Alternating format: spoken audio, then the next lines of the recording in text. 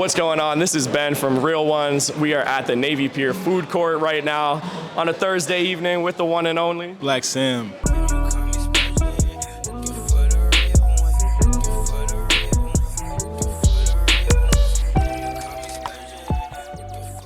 Blvck Svm's name is actually also Ben. You know, we got that in common. Voila. We are at the Solo Sam headliner show here in Navy Pier, so y'all both have the Sam connection, of course, but how did y'all meet and just become friends, you know?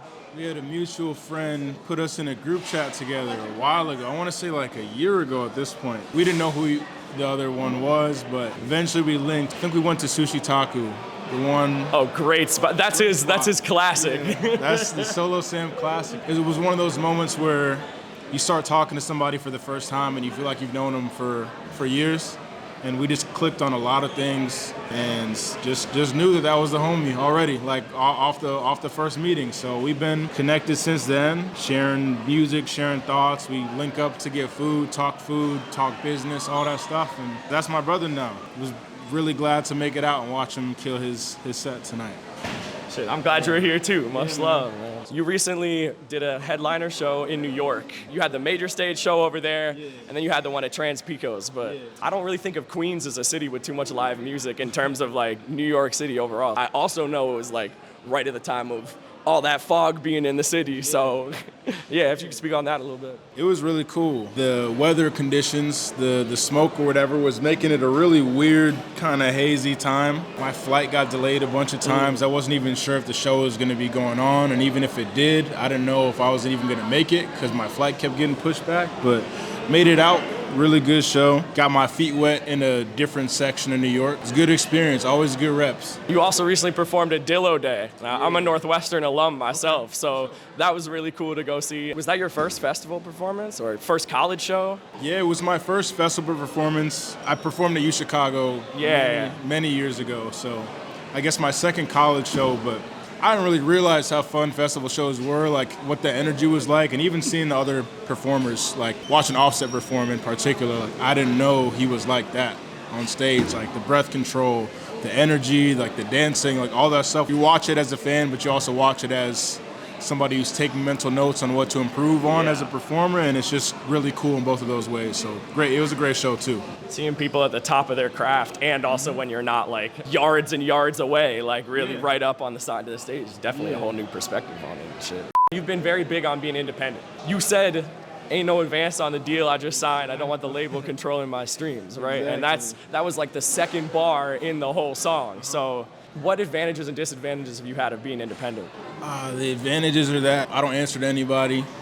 I make music at my pace. My creative control is completely my own. I get to handpick my team and really just customize everything from the top down. I guess I don't have anything to compare it to in terms of deals, but I feel like I'm in control of everything that I want to be in control of, and that's cool. Deals work for a lot of people, but I think when it comes to encroaching on creative control and things like that, some artists are cool with that. Some artists need more of that kind of direction, and at this point, I don't think I do. So being able to do kind of what I want when I want and not have to give away the lion's share of my royalties or anything like that is just cool right now. You've been finding that it's been working, so you know it's hard to fault that. You mentioned you were at U Chicago, undergrad there. I personally did not learn much at all in school about what would help me in the music world, but are there any lessons that you take away like for what you're doing right now? I took a lot of classes related to race and ethnic studies. That was my major was comparative race and ethnic studies. I definitely learned a lot about things like race relations, but also just the world in general, I would say. Read a lot, learned how to read, learned how to find information. I don't know how much it taught me in terms of business. Like a lot of the things I learned were on the fly as things started to progress, but in terms of things like content or ideas to rap about, even setting up similes and metaphors, just being around really smart people and listening to them talk and the turns of phrase they use and the professors who just knew what they were talking about most of the time, half the time. I don't know. I don't really pay attention either.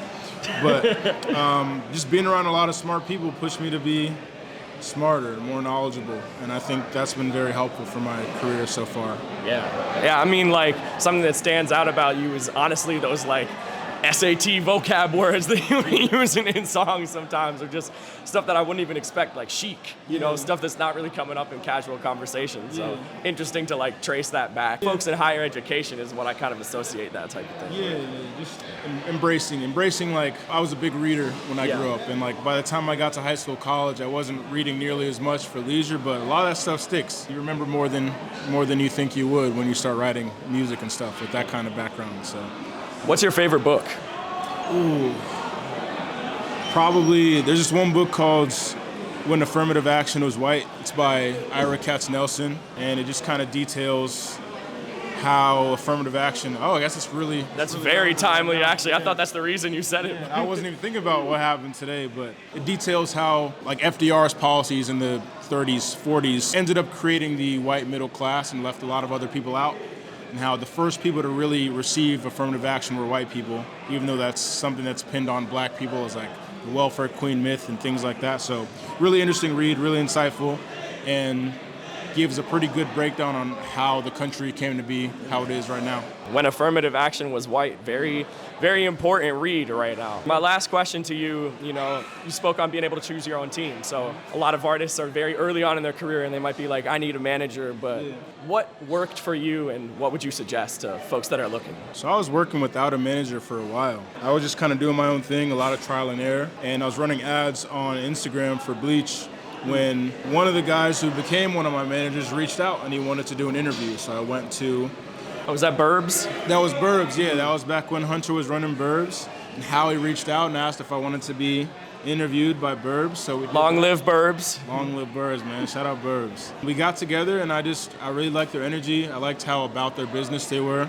Everything was super sharp and refined, it felt like, and I appreciated that. We didn't start to talk about the idea of them managing me until the second time we linked up, which was to shoot the lyric breakdown for Bleach and the live performance. And it just felt organic. So I would say that for any of the artists who are looking for a team, building out a team, it's going to come more organically than you probably think. I don't think there's anything inherently bad with like searching for a manager actively and finding one, but the way it happened for me was it was easy and it made sense based on the work that I'd already done with them. I was able to start building out my team through a lot of connections they had, and now I have a really solid team. Blvck Svm on Real Ones. Thank y'all for watching. Shout out Real Ones. All set.